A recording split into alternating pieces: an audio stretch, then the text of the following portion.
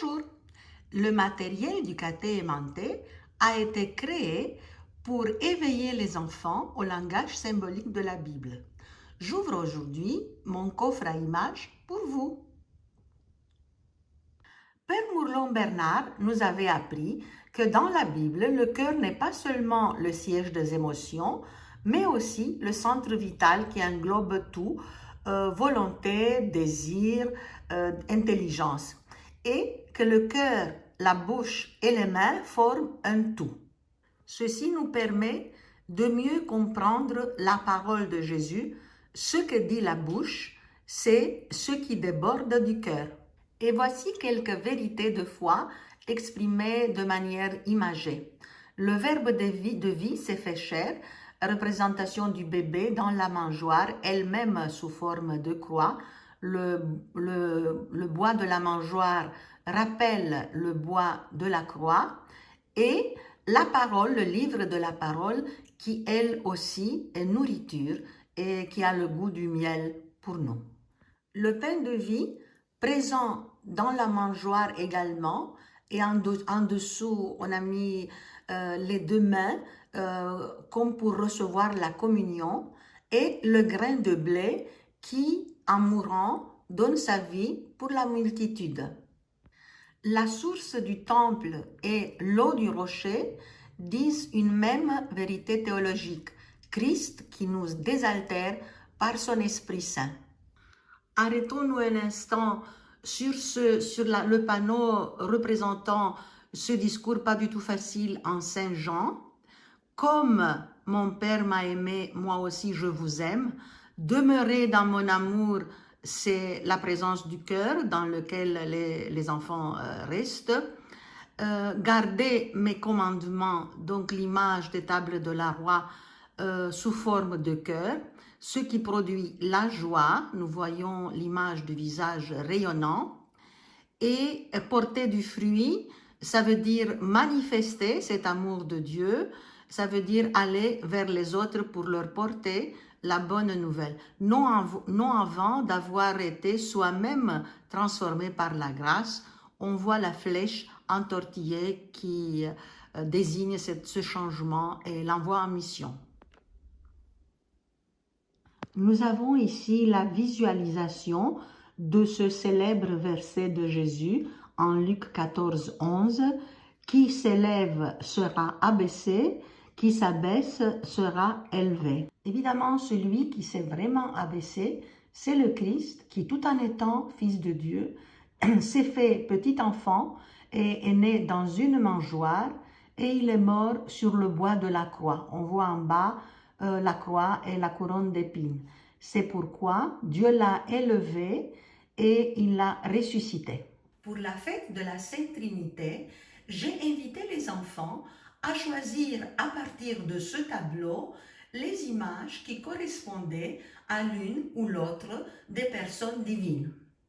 Après avoir motivé leur choix et évoqué les récits bibliques qui inspiraient ce choix, qui justifiaient ce choix, ils ont déposé les images une à une sur cet autre panneau dans le premier cercle, le cercle du milieu, le cercle jaune clair. Le résultat a été celui-ci. Ils ont pu constater qu'il ne s'agit pas d'images tout simplement, que Dieu n'est pas un agneau ou une colombe, pas plus qu'une flamme, mais qu'il s'agit bien de trois personnes. Ensuite, certaines de ces images étaient polyvalentes. Donc le cœur ou l'alliance ou le soleil étaient des images qui faisaient référence à chacune des personnes de la Sainte Trinité et que ces personnes étaient en relation les unes avec les autres.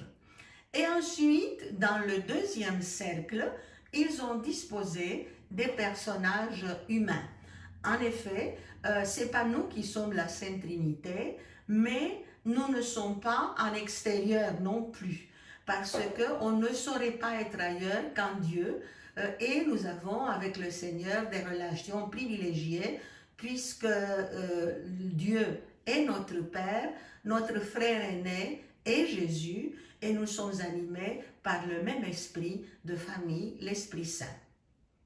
Voici la scène finale du tableau de l'évangile du baptême de Jésus selon Saint Jean.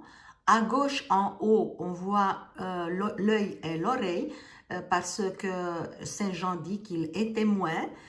Et à droite, on voit l'agneau et la croix, donc ça préfigure le sacrifice du Christ avec la signification théologique que nous connaissons.